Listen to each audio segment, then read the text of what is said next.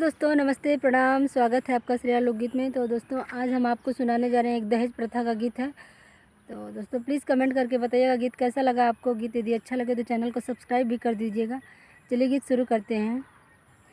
कब तलक अपने भारत में बेटी बल्कि बेदी पे चढ़ती रहेगी।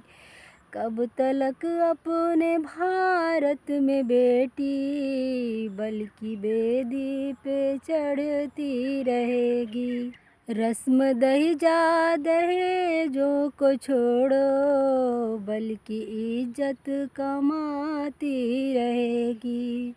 रस्म दहेजा दहेजों को छोड़ो बल्कि इज्जत कमाती रहेगी। स्वर्ग की कामना करने वालों नरक में भी जगह ना मिलेगी। उस पिता के हृदय से तो पूछो जिसके घर में है कन्या कुंवारी। रात दिन वो यही सोचता है मांग बेटी की कैसे भरेगी।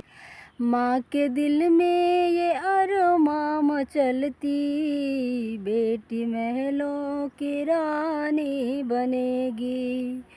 माँ के दिल में ये अरमां मचलती बेटी महलों की रानी बनेगी।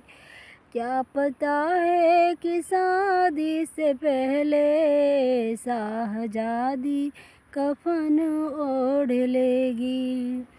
कब तलक अपने भारत में बेटी बल्कि बेदी पे चढ़ती रहेगी। दोस्तों गीत अच्छा लगे तो लाइक शेयर एंड कमेंट कीजिएगा। तो